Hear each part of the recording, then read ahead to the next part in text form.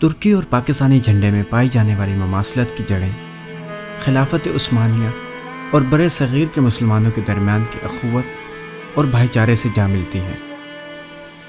Kemal Ataturk की तुर्की में अब भी कुछ कदरें वही पुरानी उस्मानिया दौर की याद दिलाती हैं।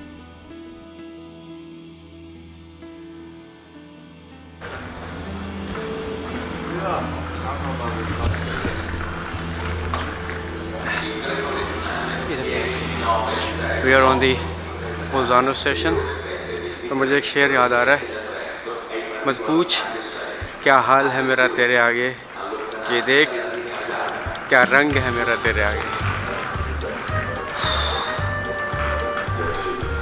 एक स्टॉप ओवर है हमारा वेरोना में, और फिर 12 घंटे बाद अगले 36 घंटे इस्तांबुल में। फाइनली बैठ गया जहाज़ में हम।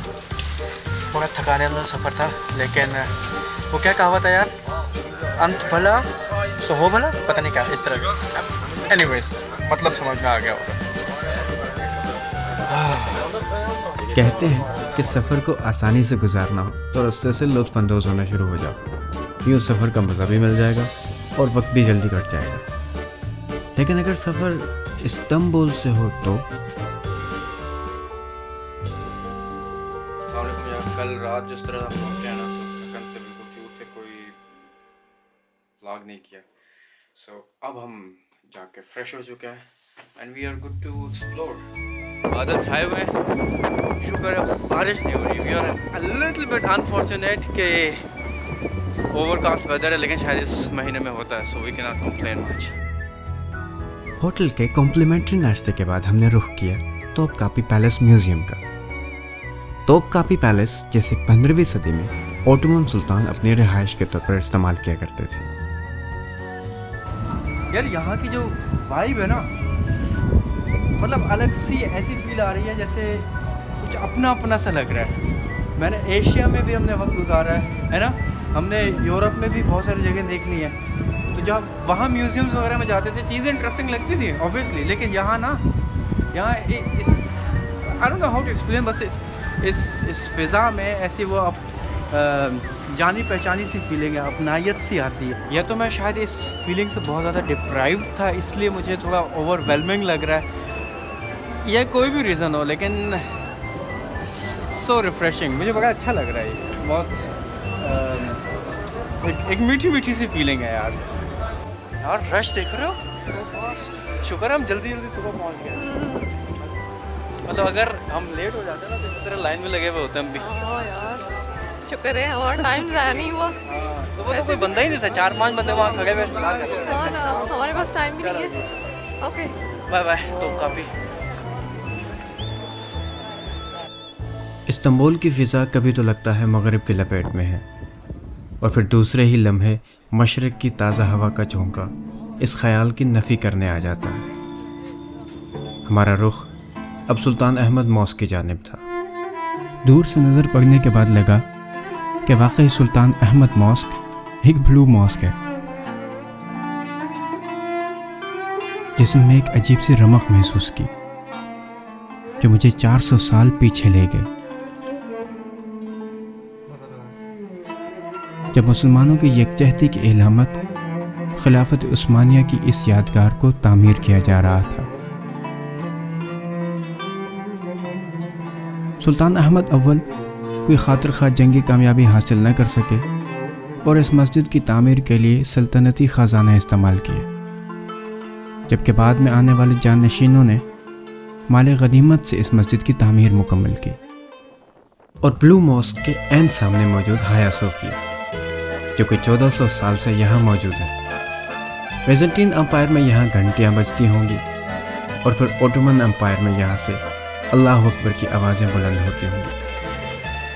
और आज ये दोनों अदवार की निशानियाँ लिए एक म्यूज़ियम की शक्ल में मौजूद है। ये फ़न तामीर में ईसाइयत की झलक देता है, और दूसरी तरफ दीवारों पर सजे अल्लाह, रसूल और सहाबा कराम के नाम इसके मुसलमान होने की गवाही दे रहे हैं। ये इमारत शायद दोनों मज़ाहिब के लोगों के लिए बराबर ही अपनायत दे रही है।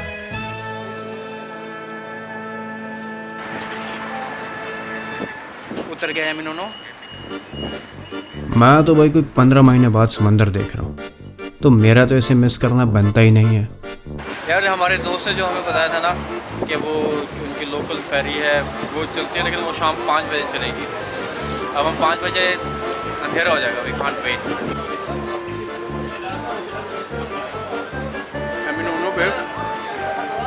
फिश सैंडविच ज़रूर ट्राई कर रहा हूँ, किसी ने बताया, मैं बता रहा हूँ। और महंगा होगा थोड़ा, लेकिन समंदर को कोई नज़ारा है।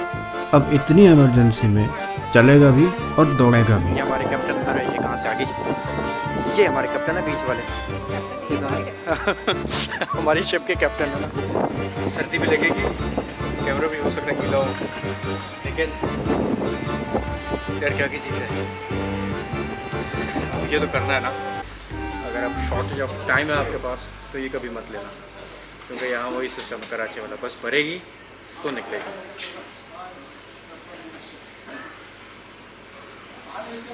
Wasting our time.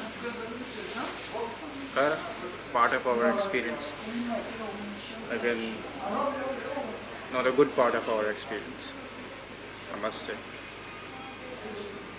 तो कभी भी अगर शॉर्टेज ऑफ टाइम हो, दिन थोड़े हो आपके पास, तो पैदल चलो या जो सरकारी ट्रांसपोर्ट सिस्टम है वो यूज़ करें। ये इट्स नॉट रिकमेंडेड। दिन काफ़ी है, यू कैन ट्राई। इस दुनिया में हर चीज़ शायद एक मकसद के तहत होती है, हर चीज़ से कुछ ना कुछ निकलता ही है।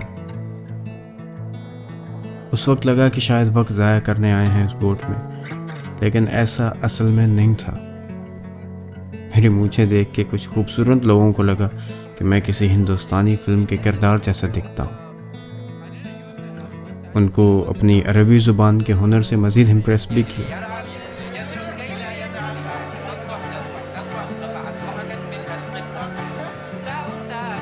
दोस्ती हो गई काफ़ी उनसे।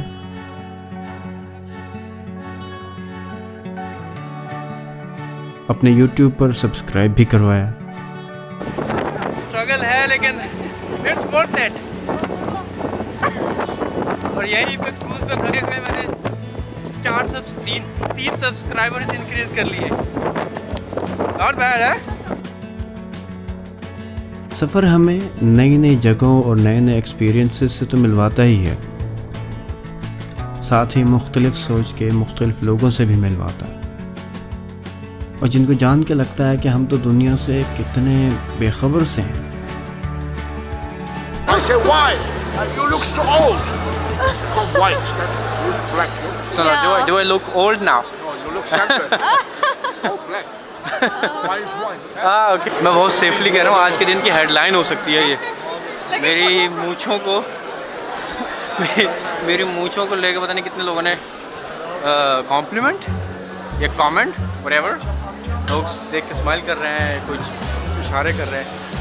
ग्रैंड बाजार की रंगीन गलियों में मटर गश्त के बाद भूख महसूस होने लगी। नित नई किस्म के खाने ट्राई करने में सच्ची बात है भाई, मैं तो बहुत झिझकता हूँ, लेकिन चखे बगैर चले गए तो अरमान रह जाने का डर है।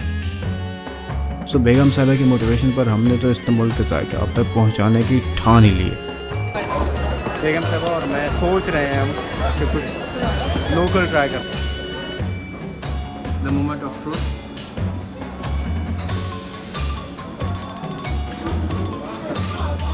लेकिन कोई टेस्ट है, कोई जूसीनेस है। उफ भाई, इस्तांबुल का टेस्ट आज से one of my favourites. Nice, वाह।